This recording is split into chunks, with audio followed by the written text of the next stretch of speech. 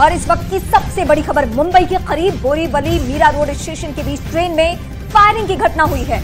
और आपको बता दें कि ये train Jaipur Mumbai superfast train की ट्रेन की बोगी में गोलीबारी हुई, जिसमें 4 लोगों की मौत हो गई। ये ट्रेन गुजरात से मुंबई आ रही थी। मरने वालों में एक आरपीएफ का एएसआई और 3 यात्री शामिल हैं। और बताया गया है कि ट्रेन नंबर 12956 में सुबह 5:30 बजे के करीब फायरिंग हुई और उस दौरान एक नहीं बल्कि 4 लोगों की जान चली गई। आरपीएफ के कांस्टेबल चेतन ने ही सबको गोलियां मारी है। गोलीबारी की घटना वापी से बोरीवली मीरा रोड स्टेशन के बीच हुई है। मीरा रोड बोरीवली के बीच जीआरपी मुंबई के जवानों ने आरोपी कांस्टेबल को गिरफ्तार कर लिया है और उसके बाद आरोपी को बोरीवली पुलिस स्टेशन में लाया गया। ये तस्वीरें भी इस वक्त हम आपको दिखा रहे हैं। आरोपी जवान ने अपनी सर्विस गन से ही ये फायरिंग की है, जिसमें 4 लोगों की जान चली गई है। अपने आप में बहुत बड़ी घटना की क्या ट्रेन में भी यात्री सुरक्षित नहीं है? तो आरोपी जवान फिलहाल हिरासत में है और देखिए, शुरुआती जानकारी के मुताबिक जो आरोपी है उसकी कहासुनी हुई थी एएसआई के साथ, जिसे इस घटना में गोली लगी, जिनकी मौत हो चुकी है। ज्यादा जानकारी के लिए सीधे रुक कर लेते हमारे सहयोगी विवेक का। विवेक, और क्या डिटेल्स अब तक इस खबर को लेकर सामने आ पाई है? देखिए, सबसे पहले मैं आपको तस्वीरें दिखाना चाहूंगी। न्यूज 18 इंडिया की team Jaipur Mumbai superfast train के उस बॉगी में मौजूद है जहां से फायरिंग शुरू हुई थी। मेरे पीछे आप जो देख रहे हैं ये पेंट्री कोच है और पेंट्री कोच में ही फायरिंग शुरू हुई थी। अगर मैं अपने कैमरामैन विनायक को बोलूं थोड़ा आपको नजदीक लाके दिखाए कि किस तरीके से यहां से ये फायरिंग शुरू हुई थी। पुलिस के लोग अभी भी अंदर मौजूद हैं। ये पेंट्री कोच है, यहां से फायरिंग शुरू हुई थी और अंदाजे लगाइए, यहां से फायरिंग शुरू होने के बाद जो लोग हैं, जो विक्टिम है और जो आरोपी है, वो पेंट्री कोच से B5 तक पहुंचता है और S6 तक पहुंचता है। पेंट्री कोच से B5 और X6 की जो डिस्टेंस है वो तकरीबन 6 बॉगी है। अगर मैं आपको दिखाना चाहूंगा कि किस तरीके से लोग पैनिक होके भागे होंगे, जो विक्टिम्स थे वो भागे होंगे। पूरी ट्रेन जो है वो इंटरकनेक्टेड होती है और यहाँ से भागते हुए जो लोग थे, जो पैसेंजर थे और जो विक्टिम एएसआई था, वो अपनी जान बचाने की कोशिश कर रहा था। यहाँ से भागते हुए आगे की तरफ भागते हैं, लेकिन जो आरोपी है कांस्टेबल जिसका नाम चेतन सिंह बताया जा रहा है, वो सारे बॉगी को क्रॉस करते हुए B5 तक पहुंचता है। वहां पर ताबड़तोड़ गोलियां चलाता है और गोलियां चलाने के बाद इस पूरे मामले में तकरीबन 4 लोगों की मौत हो जाती है। 3 पैसेंजर हैं और एक एएसआई है। और सूत्रों से मुताबिक जो बड़ी जानकारी और बड़ी खबर मिल रही है कि आरोपी ने अपनी सर्विस राइफल AK-47 से फायरिंग की थी। यानी आप समझ सकते हैं कि चलती ट्रेन में AK-47 से फायरिंग हो रही है और सुबह के तकरीबन 5:30 बजे पूरी जगह पर लोग सोए रहते हैं, गहरी नींद में होते हैं। सुबह सुबह AK-47 से लगातार फायरिंग होने के बाद लोग कितना से डर गए होंगे। मैं आपको B5 तक कोच के ले जाने की कोशिश करूंगा, क्योंकि सारी बॉगी जो है वो इंटरकनेक्टेड हैं। इंटरकनेक्टेड होने के बावजूद आरोपी ने सारे विक्टिम्स का पीछा किया। पीछा करने के बाद वो वहां तक पहुंचता है और पहुंचने के बाद अपनी सरकारी राइफल AK-47 से ताबड़तोड़ फायरिंग करता है।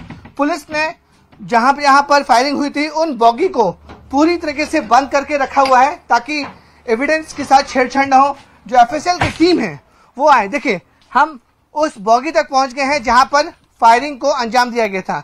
इसके बाद जो बॉगी है वो B5 है, यहां पर फायरिंग को अंजाम दिया गया था। पुलिस के लोग अभी भी यहां पर मौजूद हैं। इस जगह पर है, ये B5 है। आगे डिस्टर्बिंग विजुअल्स है, ब्लड है, वो हम आपको नहीं दिखा सकते हैं। इसी जगह पर ये फायरिंग की गई थी। जो लास्ट बॉगी है B5, हमने आपको पूरा रास्ता दिखाया है कि किस, एक मिनट नहीं, आगे नहीं जा रहे हैं, पूरा रास्ता दिखाया कि पेंट्री कार से लेकर यहाँ तक B5 की जो डोर है, इससे पहले जो गोलियों के निशान थे गेट के बाहर, वो भी हमने आपको दिखाए थे। यहाँ पर पुलिस मौजूद है, जीआरपी के लोग मौजूद हैं, जीआरपी की टीम मौजूद है। यहाँ से आगे नहीं जा रहे, यहाँ से आगे नहीं जाएंगे। तो साफ तौर पर यहाँ पर जो ब्लड है वो यहाँ पर लगाया गया है।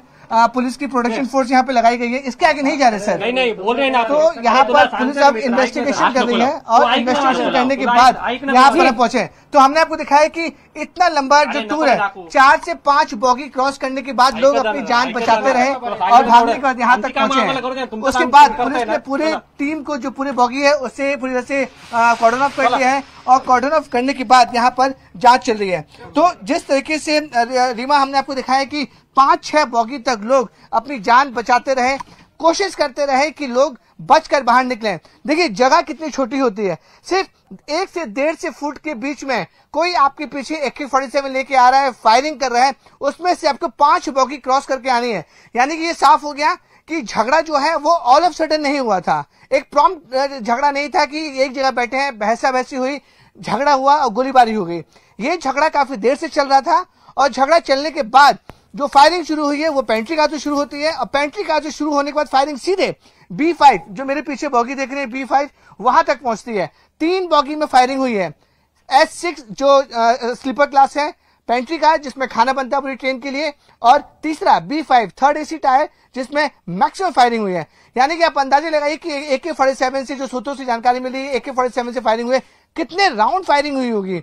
और जो एक्यूज्ड है, जो कांस्टेबल है RPF का, उसने ठान ली थी कि सबको मारना है, किसी को छोड़ना नहीं है। यही वजह है कि शुरुआती जानकारी मिल रही है कि दोनों के बीच में झगड़े होते हैं। झगड़े के बीच में जो पैसेंजर उससे बचाने की कोशिश करते हैं, पैसेंजर को वो गुस्से में मारता है, SI को भी मार देता है और सांप की जो 2-3 बॉडीज हैं वो इसी जगह पर जो B5 बॉगी है, इसके आगे बॉगी में, वहां पर सारी बॉडीज मिलती हैं और आरोपी भागने की कोशिश करता है, लेकिन उसे बोरीवली रेलवे स्टेशन पर ही GRP उसे धर दबोचती है और वहां पर उसे हिरासत में ली जाती है। अब GRP और RPF के जितने भी तमाम लीडर हैं, जो तमाम पुलिस ऑफिसर है, सीनियर ऑफिसर हैं, वो एक्यूज से पूछताछ कर रहे हैं कि आखिरकार किस वजह से उसने इतनी बड़ी वारदात को अंजाम दिया, 4 लोगों को मौत के घाट उतार दिया। जिससे मैंने आपको दिखाया कि किस तरीके से जो बॉगीज थी वो इंटर कनेक्टेड था, उस तरीके से लोगों को मारा गया है और पुलिस ने अब आरोपी को हिरासत में ले लिया है।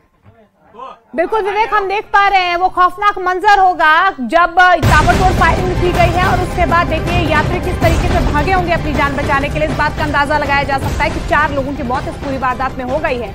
लेकिन बड़ी खबर आ रही है कि मुंबई ट्रेन में हुई फायरिंग के मामले में ये बड़ी खबर है कि आरोपी जवान ने AK-47 से ये सभी गोलियां चलाई थी। न्यूज 18 के हवाले से योगी विवेक गुप्ता की ये बड़ी खबर है, जहां पे जिस राइफल का इस्तेमाल किया गया वो AK-47 है और जाहिर सी बात है कि ये अत्याधुनिक हथियार, और इससे जब आप फायर करते हैं तो फिर किसी का बचना मुश्किल ही होता है। और यही हुआ, यहाँ भी एक शख्स नहीं बल्कि उसको बचाने वाले जो 3 शख्स थे, जो यात्री थे इस ट्रेन में सफर करने वाले, उनकी भी जान चली गई। तो देखिए AK-47 जो कि उसकी सर्विस राइफल थी, यानी आरोपी कांस्टेबल की सर्विस राइफल, उससे ही उसने फायरिंग शुरू कर दी। और जैसा कि हमारे सहयोगी विवेक आपको तस्वीरें भी दिखा रहे थे कि पेंट्री कार से पीछा करते हुए B5 कोच तक जाना और वहां पर गोलियां चलाना, ये अपने आप में खौफनाक है उन सभी यात्रियों